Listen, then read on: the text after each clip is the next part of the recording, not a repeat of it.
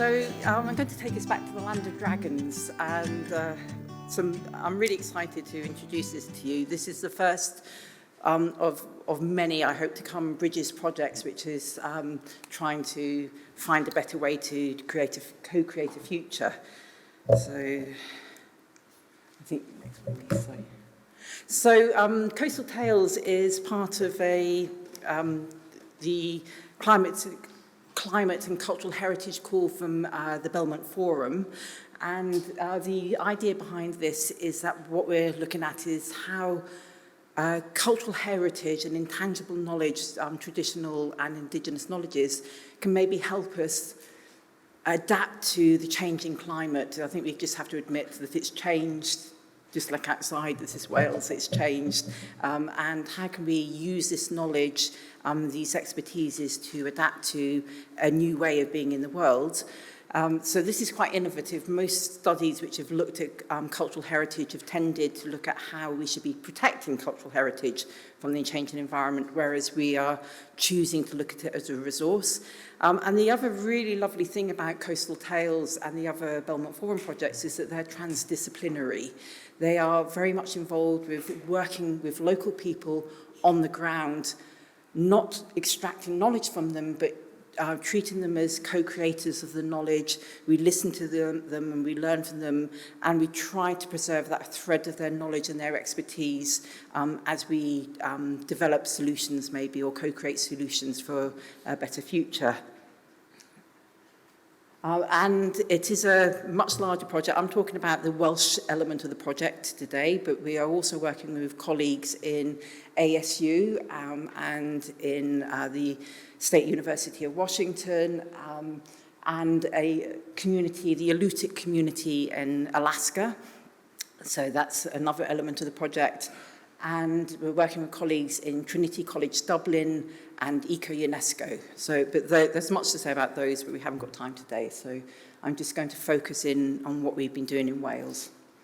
So in Wales, we're working with three really wonderful and very different types of inshore fishermen, fisherfolk, two of which are very much ancestral. They've been working for generations in the fishing industry, in Cardigan Bay and in the River Tarry through Carmarthen. And the other one is anyone who's based in the UK probably will have come across them, Cara Moore. They are a small-scale fishing and shellfish farming project in Pembrokeshire. So I'm just going to introduce you to each of these and tell a little bit about what we can say about them.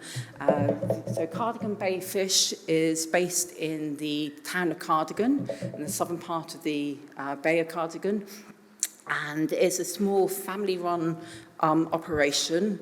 Lenfish, typical Welsh name, you get your surname from you get your name from what your activity. Lenfish is a fisherman who is very, very aware that he is carrying on a traditional and hopefully sustainable way of fishing the waters off the coast of Wales, which has been done by his generation upon generation within his family. It's not him there on the slide, that is his son Aaron, who is taking on the family tradition, and it is wonderful to see them working together. It is small scale and sustainable fishing with a very limited impact on the environment, at least that's what they tell me, but I have to listen to them. I have to say that my colleague Gareth Thomas, who I believe is here today, has spent some time out on the boat with him, with Aaron and Len, and has learned a lot from them, so I'm distilling his knowledge that he's gained from them. And they're also very aware that there are other forms of fishing which are taking place maybe slightly further out to sea, trawling, etc., which is less sustainable. So there's a sort of a tension between this traditional operative, these small-scale family businesses, and much larger conglomerations who are fishing the same seas. Carmarthenshire coracle men come with a lot of, I think they're probably in some ways our favourite case study. They're lovely. Coracling is an ancient form of fishing, and these lovely little bowl boats, traditionally made out of willow and ash, and and skins, but now made out of fiberglass. I was watching actually on TV the other day a wonderful example of the same sort of fishing in Vietnam. So I think it's lovely. It's a worldwide traditional way of fishing. It allows people to be more maneuverable in the water.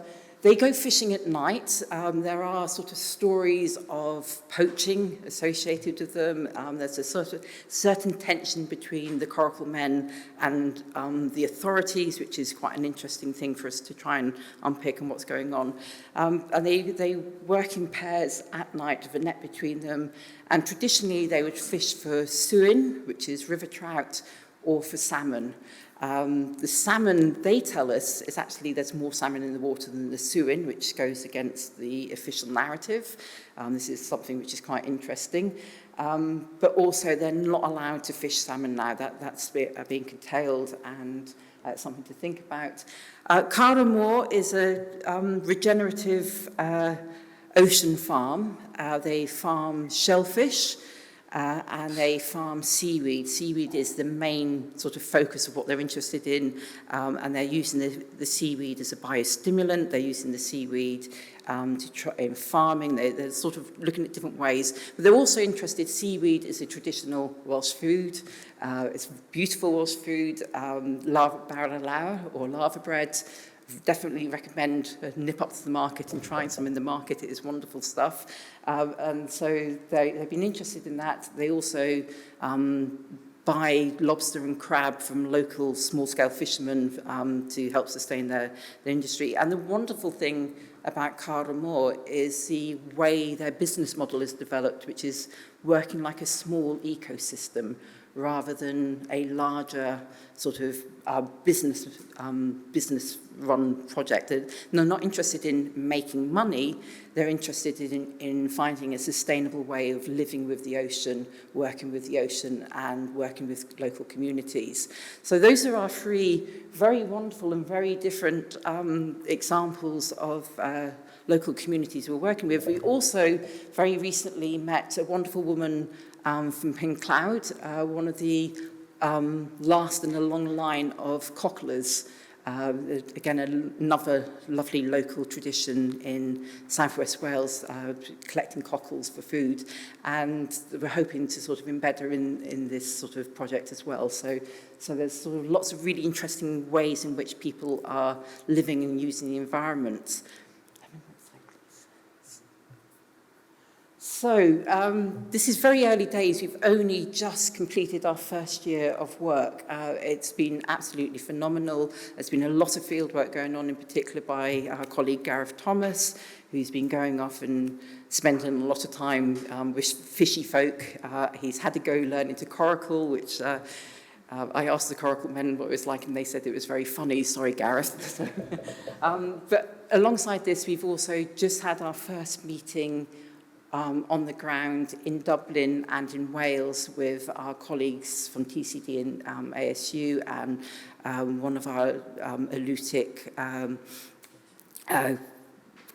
co-partners came over as well. So we're beginning to see a lot of really interesting themes emerge, which are really, really very strong in Wales, but are being reiterated in those very, very different cultural and environmental contexts. So I think one of the things which is really important is that when it's gone, it's gone. There's no way we can capture knowledge if all the people who have that knowledge have died off or haven't passed it on to the next generation.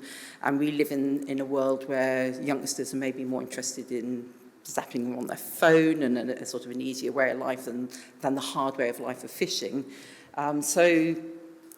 But there's so much knowledge and understanding of the environment, of being in the world, of working with rivers, working with the sea, and how that environment is changing, which goes back not just the lifetime of the individuals we're working with, but in many cases goes back generations.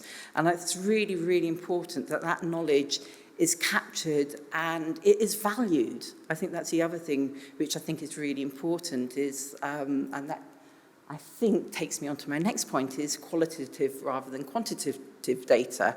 And a few months ago, I met a representative from the Department of Culture, Media and Science, in a meeting of archaeologists who are doing similar sort of projects to ourselves.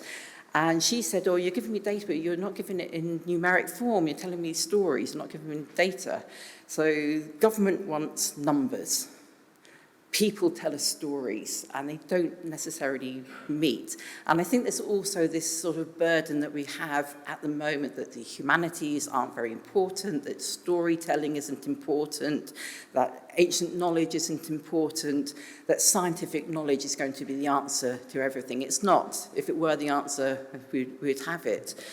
So one of the things that's become really clear to us is how do we use this qualitative data? How can we make this qualitative data speak to people who are more interested in scientific data and interested in numbers? How can we get them to listen? And how can we get them to value non-scientific information? And again, we've just had some reviewer comments back for an article, and one of the reviewers obviously was a scientist and said, well, you know, where's your data? Well, the data is the stories. That is our information. It's evidence. It's not data. So I think that qualitative versus quantitative is really, really important, and that is something, if there's anybody with a policy head on here, please find ways of adapting this. The other thing, the value of this embodied place-based knowledge. People who live with the sea or people who live with the rivers know them in a different way to people who go and look at them, who enjoy them, who consume them as tourists, as visitors.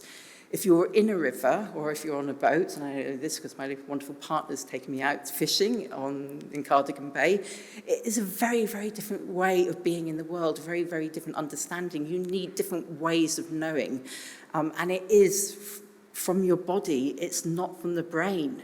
And I think that value is something, again, that we need to find ways of integrating into knowledge and policy.